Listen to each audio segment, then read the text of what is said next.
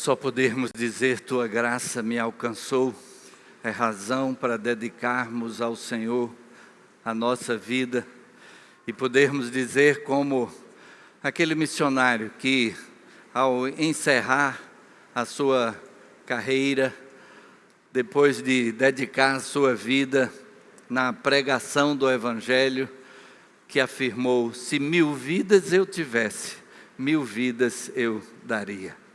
A graça de Deus é que nos alcança. Vamos abrir nossas Bíblias no livro de Êxodo. Estaremos lendo no capítulo 20. Lendo apenas o versículo 7.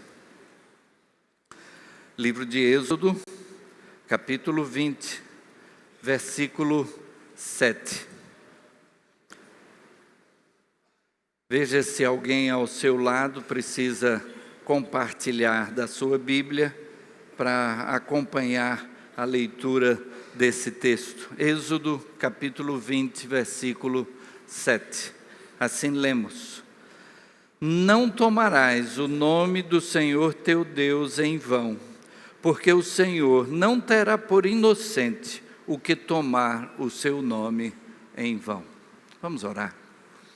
Senhor Deus, louvamos o Teu nome e agradecemos, Pai, por essa oportunidade de louvor, de adoração a Ti, porque a Tua palavra fala ao nosso coração, e assim, Senhor, que o Teu Espírito nos faça entender as lições que Tens reservado para nós hoje na Tua palavra, que possamos estar prontos a aplicar as verdades da Tua palavra no nosso viver, no nosso dia a dia. Fala ao nosso coração, é o que suplicamos agradecidos no nome de Jesus. Amém. Amém. Continuamos com a série Presença. E ela, os irmãos sabem, está fundamentada no sermos sal e luz. No texto de Mateus, capítulo 5, quando o Senhor Jesus fala a respeito de que nós somos sal da terra e luz do mundo. Gostaria até de destacar, de lembrar que hoje temos um trabalho em mais de uma frente, né? Porque temos um grupo de pessoas que está na cidade de Panelas, realizando uma viagem missionária.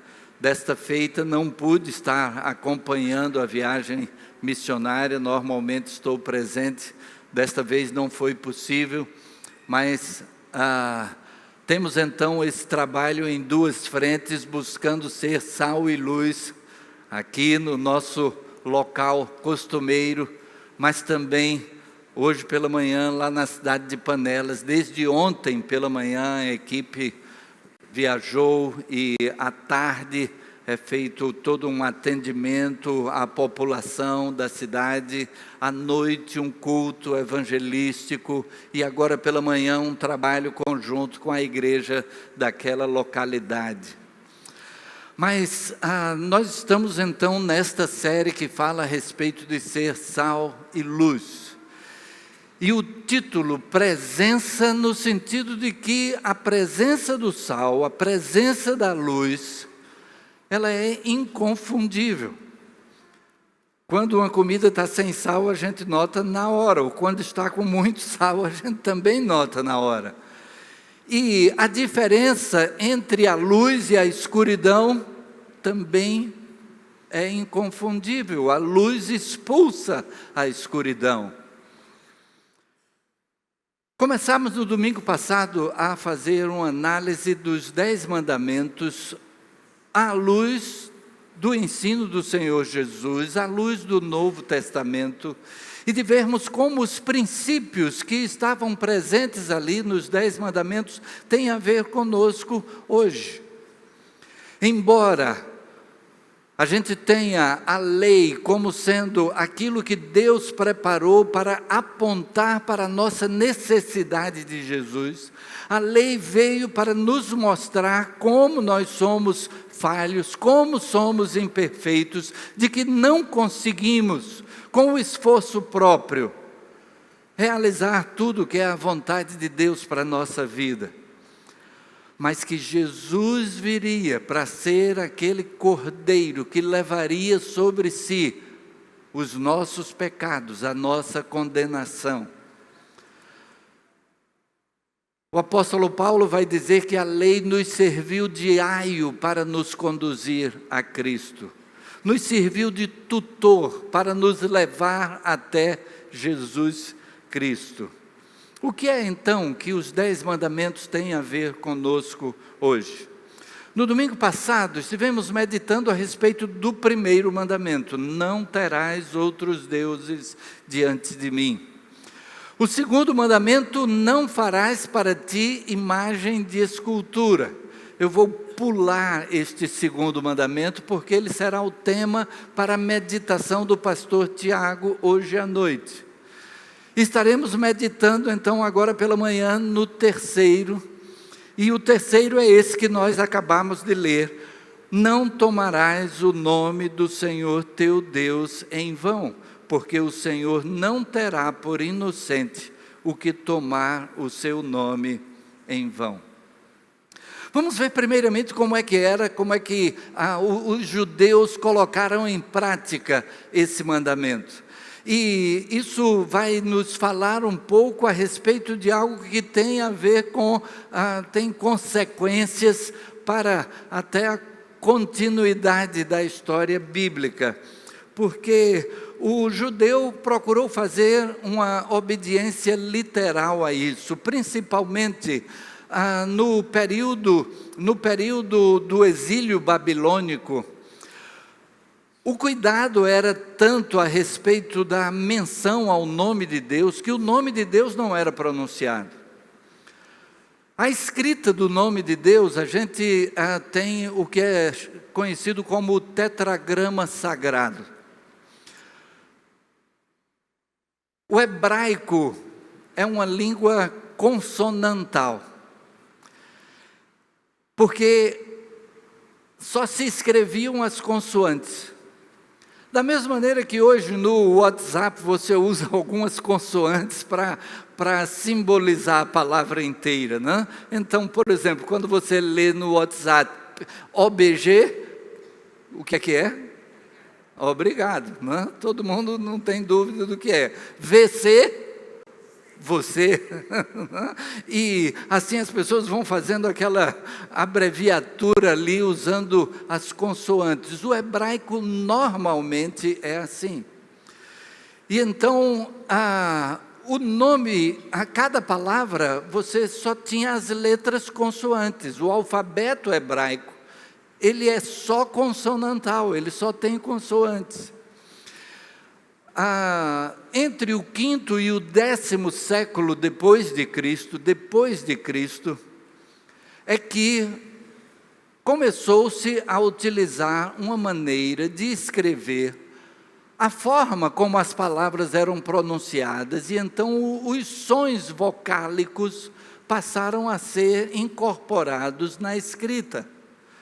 E então, digamos que você olhasse hoje, eu mencionei a palavra você. Como saber que é você e não, por exemplo, vaca? Porque as consoantes seriam as mesmas. Ou que a própria palavra você, a gente não pronunciasse como você, que a gente pronunciasse como você, por exemplo. Não tem como saber se o A ou o U na primeira sílaba, ou o E ou o I na segunda sílaba, porque não está escrita a forma como se pronuncia. Durante o período babilônico, e mesmo antes disso, mas isso se tornou mais crucial nesse período, porque o povo procurou seguir a lei já que eles estavam sofrendo por causa da desobediência a Deus, do descumprimento da lei, e houve até o ditado que dizia assim: os pais comeram uvas verdes e os dentes dos filhos se embotaram.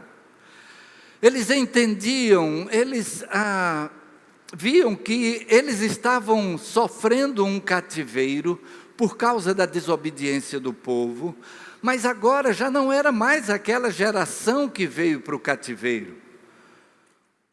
Novas gerações já tinham surgido, porque você tem ali 70 anos de cativeiro, e então já uma nova geração surgia que não tinha praticado os mesmos pecados das gerações passadas, mas estava sofrendo o cativeiro. Então eles diziam: os pais é que comeram uvas verdes e os dentes dos filhos é que se embotaram. Os pais é que cometeram pecado, mas os filhos é que estão pagando por esse pecado. Havia o entendimento de que eles estavam ali em função do pecado cometido pela nação. E eles procuraram então evitar tudo aquilo que as gerações anteriores tinham praticado, inclusive da adoração a outros deuses.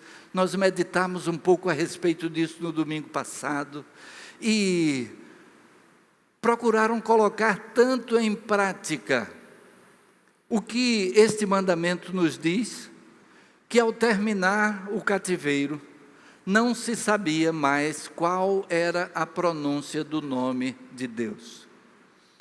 De fato, o judeu, quando chegava na Bíblia, na leitura da Bíblia, e estava ali o tetragrama sagrado, estava ali o nome de Deus, ao invés de dizer o nome de Deus, que os estudiosos hoje afirmam que a probabilidade maior é que a pronúncia original fosse Yahvé, ou Javé, Yahvé. Eles, ao invés de dizerem Yahvé, eles diziam Adonai, que quer dizer Senhor.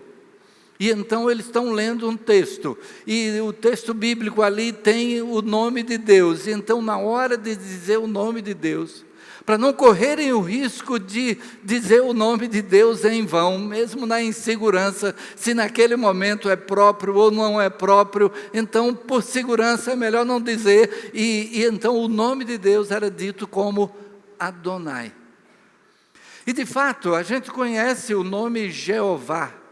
Jeová já é a maneira de unir as duas coisas, porque pega-se aquelas 4 consoantes do tetragrama e, usando os sinais vocálicos de Adonai, o resultado é Jeová.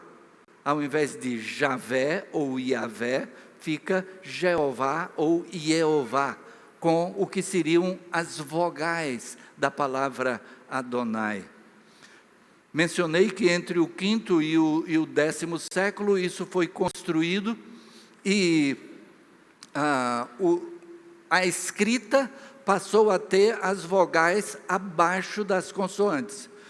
E então era possível pegar um texto que já estava escrito sem os sinais vocálicos, e então acrescentar abaixo de cada letra, então, esses sinais, de tal maneira que a escrita já estava pronta e poderia ser acrescentada, então, acrescentados esses sinais, que são chamados de sinais massoréticos. Então, o judeu terminou esquecendo, não sabendo mais, e não sabemos. Recentemente até houve um movimento aqui na nossa região mesmo, de quem achasse que o nome de Deus deveria ser pronunciado de acordo com a sua maneira original, e que essa maneira seria Yahweh, e que você não deveria dizer o nome Deus, você deveria usar o nome Yahweh, porque o nome de Deus é no original hebraico, e que o entendimento, num passo primeiro, a gente tem 2 razões muito práticas para não nos preocuparmos com este ponto. porque quando Moisés perguntou qual é o teu nome, o nome que Deus usou foi eu sou o que sou. O nome dele já significa aquele que é. Eu sou o que sou. E mais ainda, se Deus quisesse que o seu nome, a maneira como pronunciarmos o seu nome, que isso fosse sagrado, que isso fosse buscado sem qualquer alteração, Ele não teria deixado que o próprio povo de Israel esquecesse como é a pronúncia do seu nome. A prática judaica, então, foi caminhando dessa forma. E até hoje, se você olhar um texto judaico na internet, você buscar aí um texto judaico que contenha o nome de Deus, eles até, para escrever Deus, eles colocam D''US. Para destacar que o nome Deus não deve ser pronunciado de qualquer forma. Qual é então o sentido deste mandamento e o que é que ele traz para nós hoje? A gente poderia, numa primeira análise, destacar que o nome de Deus não deve ser tomado em vão. Que o nome de Deus não deve ser citado à toa. Que o nome de Deus não deve ser mencionado quando nós não estamos querendo nos referir a Deus propriamente.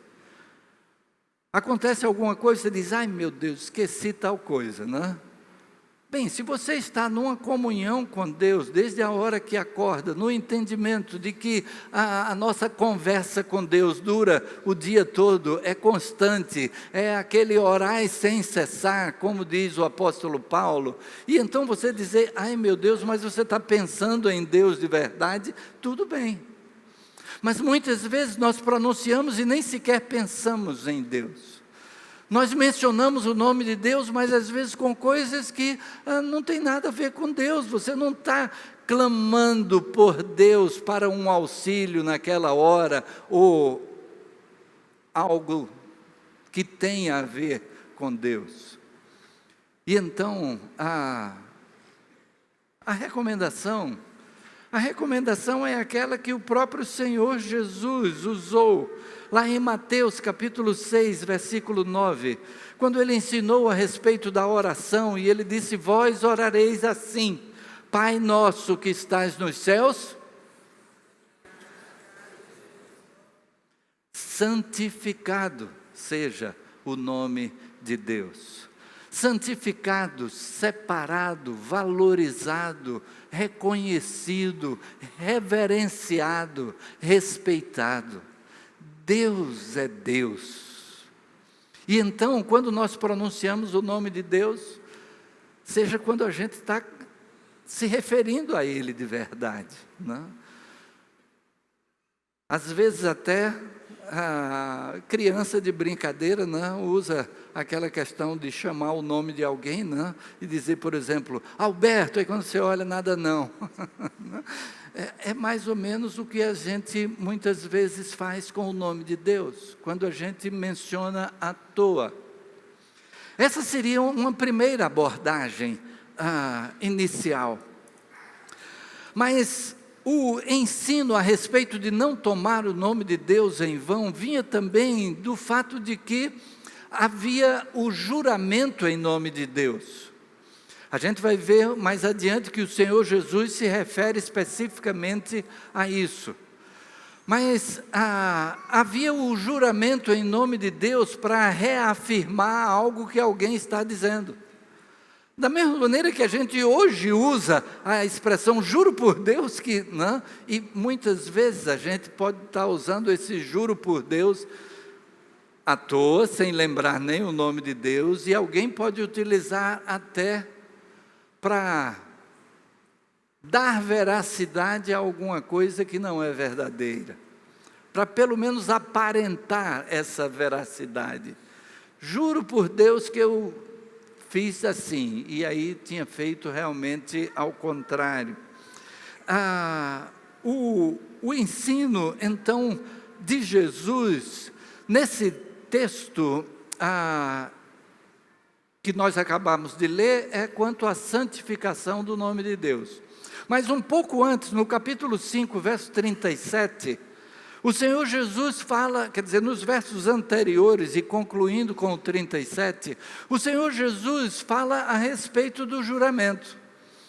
E ele diz: ouviste o que foi dito aos antigos, não perjurarás, mas cumprirás os teus votos na presença do Senhor. Ele está falando sobre juramento e sobre voto. Ele fala sobre o perjúrio, e nós temos também, quando você está diante do juiz e você jura dizer a verdade, somente a verdade, nada mais que a verdade diante de Deus, você presume que aquela pessoa está realmente dizendo a verdade. Só que a própria lei já prevê uma pena para quem fizer o juramento e falar uma mentira, o perjúrio. E então o perjúrio já é uma prova de que simplesmente pronunciar o juramento não é garantia da verdade. E aí o ensino de Jesus a respeito disso é de que nós não precisamos jurar.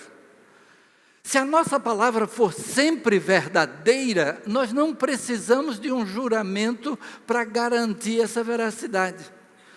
E então ele vai dizer que a nossa palavra seja sim, sim e não, não. Ou seja, que o nosso sim represente um verdadeiro sim e que o nosso não represente um verdadeiro não. Se a nossa palavra for sempre verdadeira, nós não precisaremos nos utilizar de um juramento para podermos afirmar essa veracidade. Nos Estados Unidos há alguns grupos que são religiosos e que são extremamente conservadores, até na maneira de vestir, até na maneira de viver. Temos os Amish, os Quakers, que às vezes a gente vê nos filmes ainda, né? Andando na rua de charrete, vestidos de preto, de chapéu, e na prática deles, eles não fazem o juramento nem mesmo diante do juiz. Eles se recusam a jurar diante do juiz, porque Jesus ensinou que não jurássemos nem pelo céu, nem pela terra, nem pelo templo, nem pelo ouro do templo, né? Tudo que era prática judaica. E ainda mais, o judeu tinha até nessa necessidade de jurar, eles diziam que Jesus vai condenar. Vocês dizem que se alguém jurar pelo templo, nada é, mas se jurar pelo ouro que está no templo, então você é obrigado com aquilo que você afirma. E aí Jesus diz: quem é maior? O ouro do templo ou o templo que santifica o ouro que está dentro dele? E em toda essa prática, então o ensino de Jesus é que não jurasse. E Jesus fala então sobre os votos também, e ele ensina que aquilo que a gente votar ao Senhor, que a gente procure colocar em prática, que a gente cumpra com aquilo que a gente votou.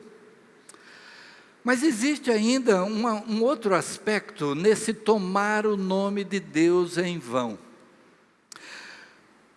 O verbo aqui traduzido como tomar, ele tem o sentido também desse tomar de levar, de carregar.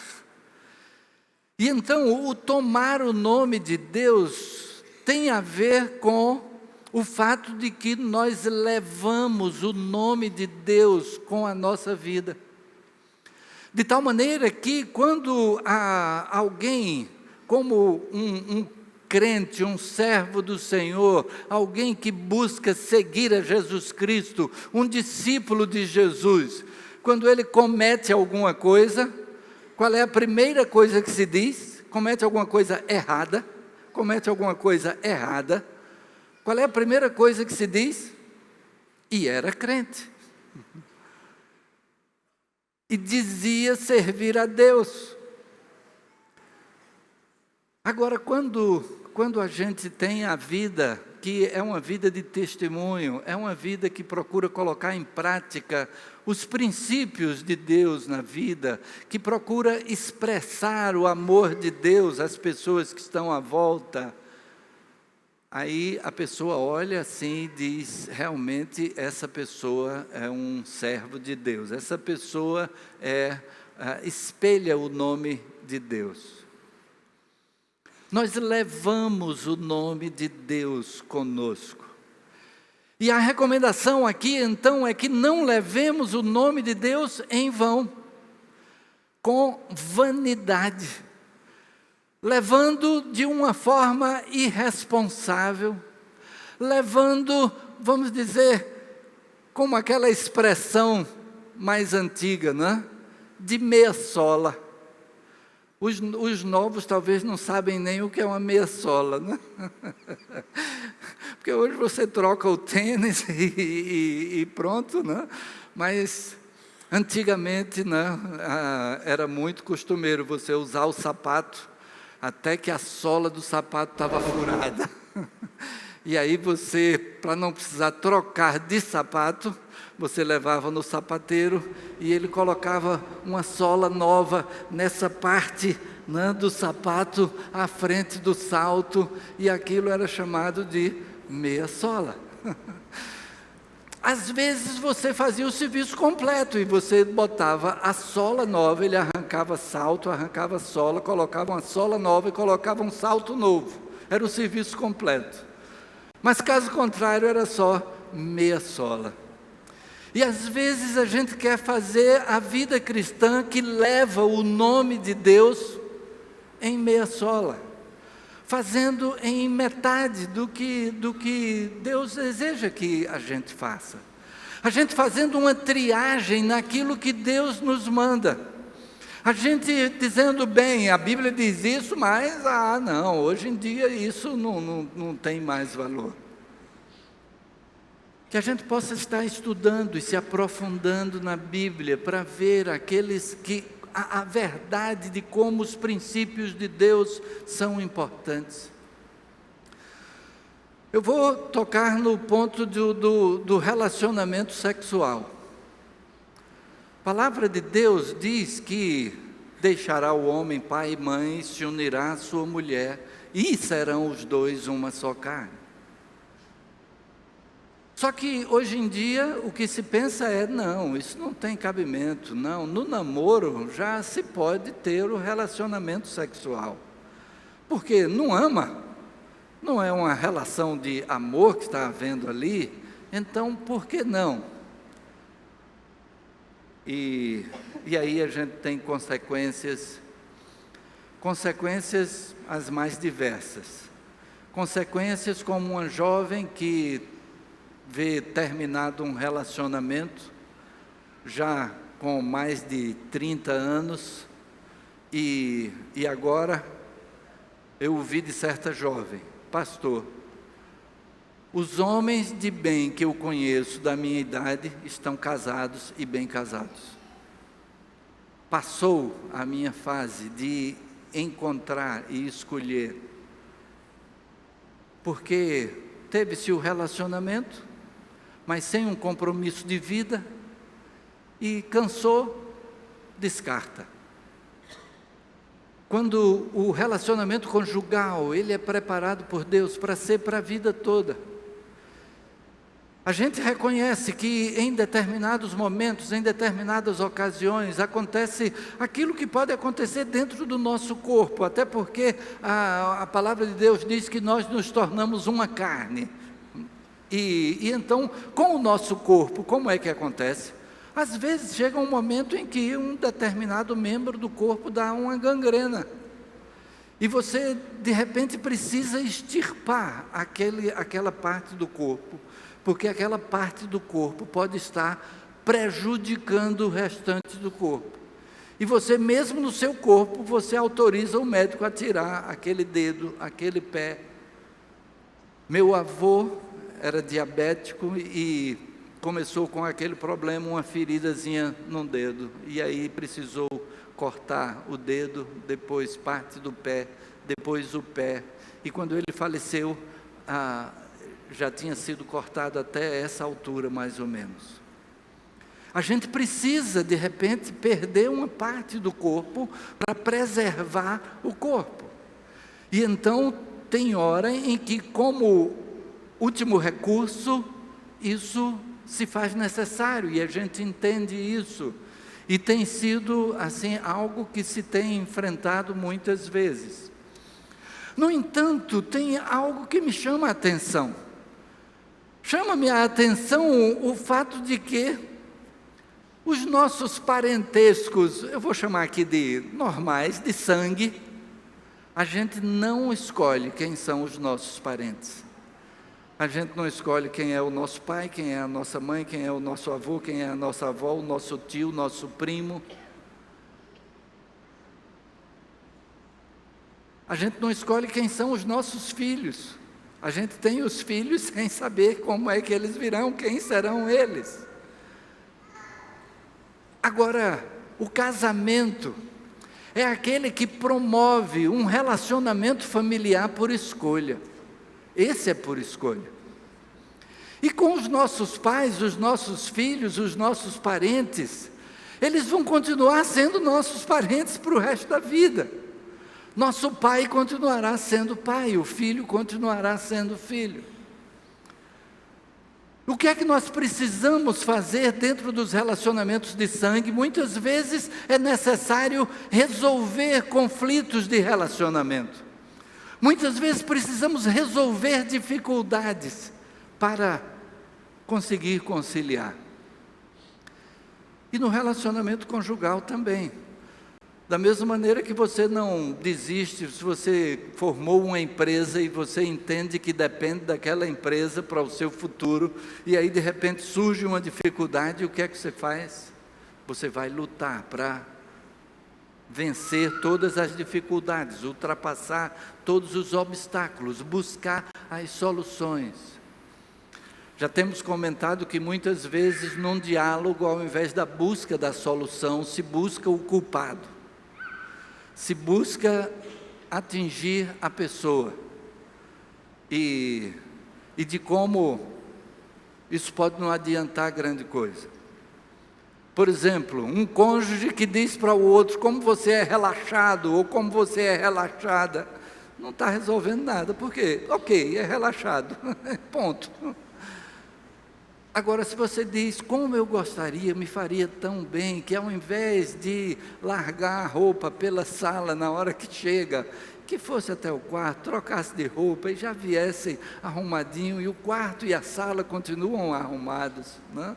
Então você apontou o que pode estar lhe machucando, mas de uma forma em que você apontou a solução.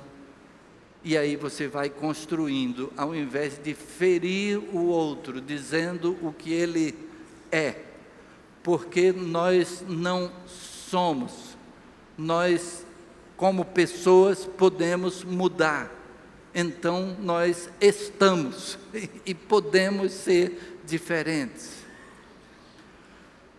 Mencionei aqui a partir do que falei sobre o relacionamento pré-conjugal, e de como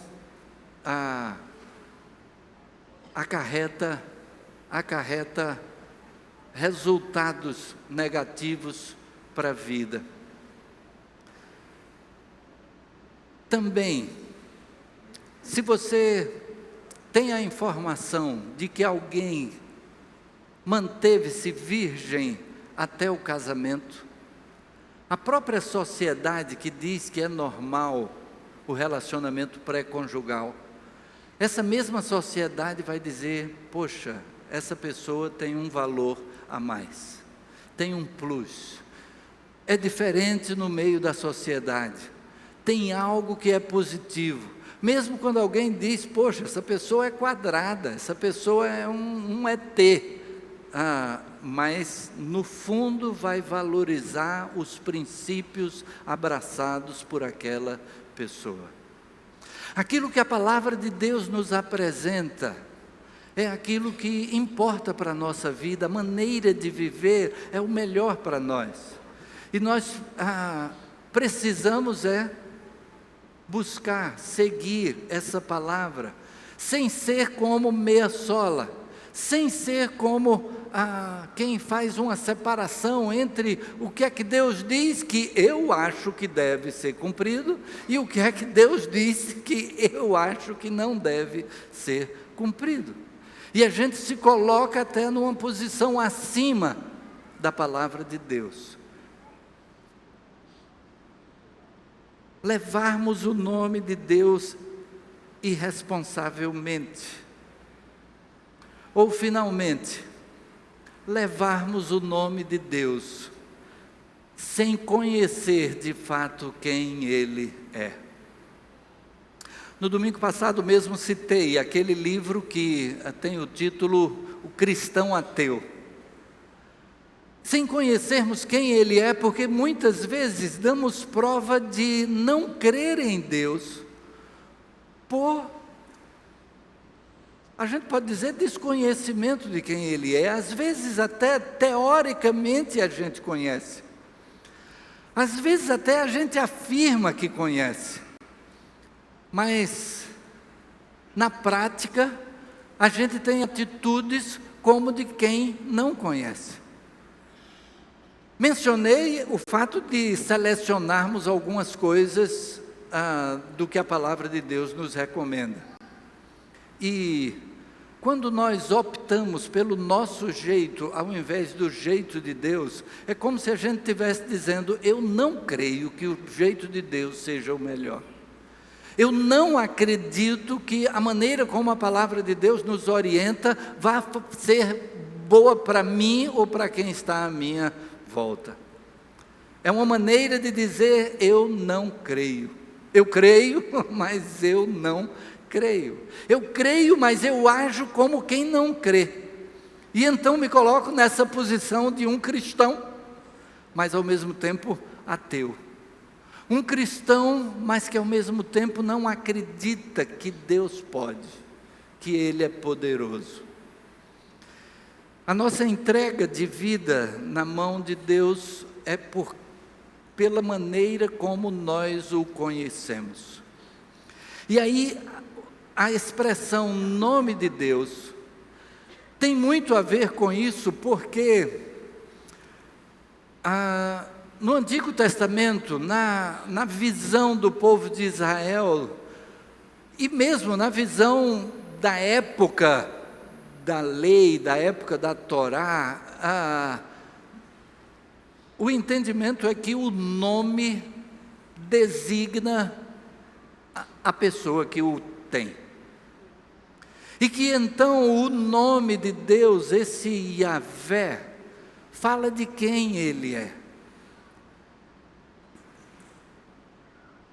E à medida que nós conhecemos a Deus, que nós conhecemos aquilo que o caracteriza, e eu gostaria de fazer uma aplicação aqui, não tinha solicitado especificamente esse hino para ser incluído na programação, mas o primeiro hino que nós cantamos, é uma declaração a respeito de Deus. E a letra do hino, que é o primeiro do cantor cristão, diz: a ti, ó Deus, fiel e bom Senhor.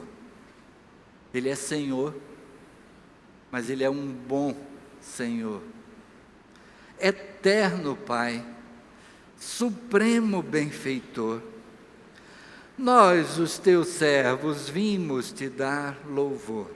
Aleluia, aleluia, louvado seja o Senhor. A ti, Deus Filho, Salvador Jesus, da graça a fonte, Ele que é a fonte da graça, da verdade a luz, a revelação de Deus para nós. Por teu amor, medido pela cruz, aleluia, aleluia. A ti, ó Deus, real consolador, divino fogo santificador. E vale ressaltar que esse hino coloca aqui essa frase, divino fogo santificador. O fogo, na palavra de Deus, está associado à purificação. E o Espírito purifica a nossa vida, ele conduz a nossa vida na caminhada da santificação.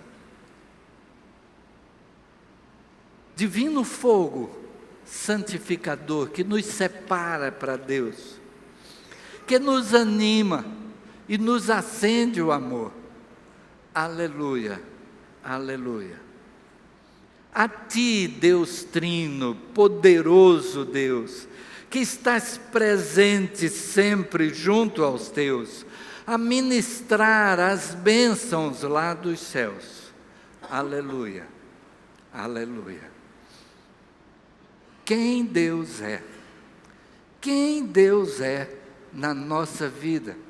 Quando nós olhamos tudo que Deus fez, a maneira como Ele nos trouxe até o dia de hoje, mesmo atravessando dificuldades, mesmo com barreiras que pareciam intransponíveis, mas Ele nos tem dado bênçãos celestiais, as bênçãos lá dos céus.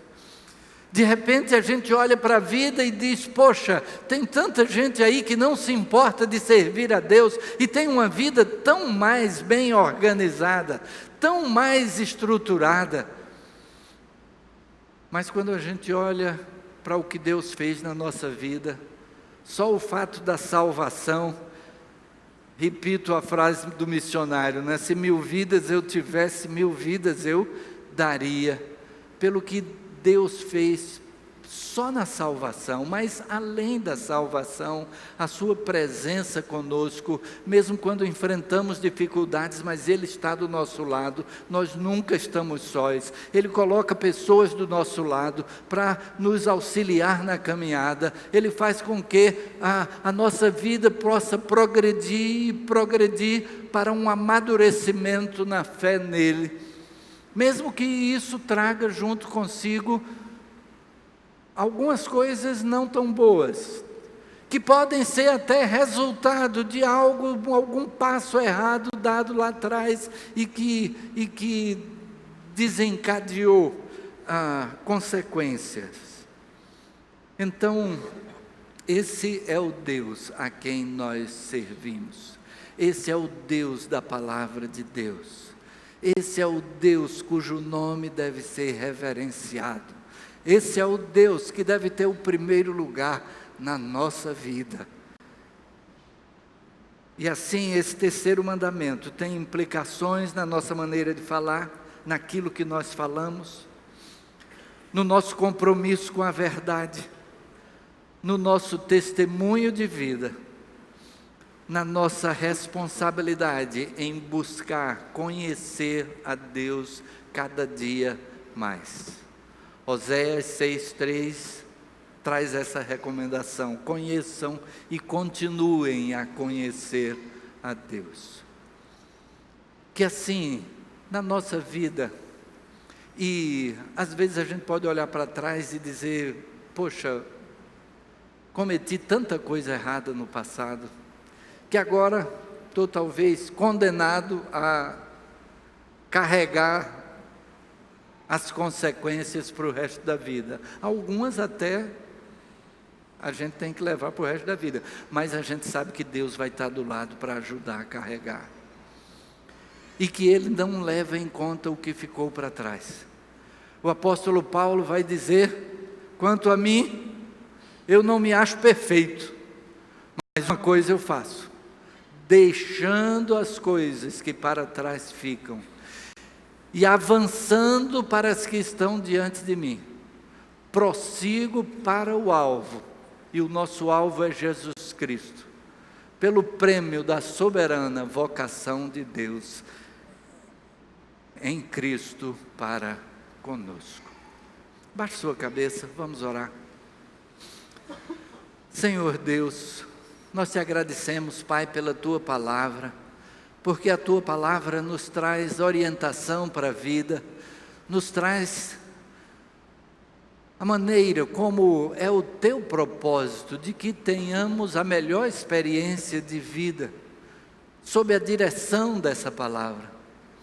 E assim, Senhor, que possamos Te conhecer cada dia mais, que possamos ter no Teu nome o reconhecimento de quem Tu és, que possamos levar o Teu nome conosco em todas as nossas atitudes.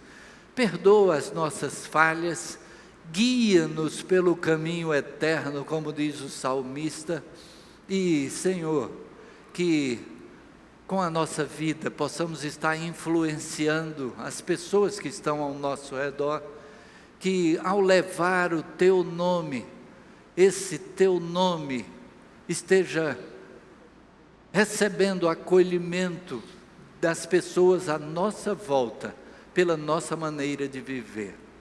Age em nós conforme a Tua vontade, e que possamos a cada dia estarmos nos entregando a Ti plenamente, para realizar o Teu propósito no nosso viver. Recebe a nossa gratidão e a nossa adoração. E se alguém entrou aqui ainda sem ter a certeza de salvação, sem ter a presença do Teu Espírito, que este seja o momento de que diga: sim, Jesus, eu quero que Tu sejas o Senhor da minha vida. É a oração que fazemos agradecidos no nome de Jesus. Amém. Amém.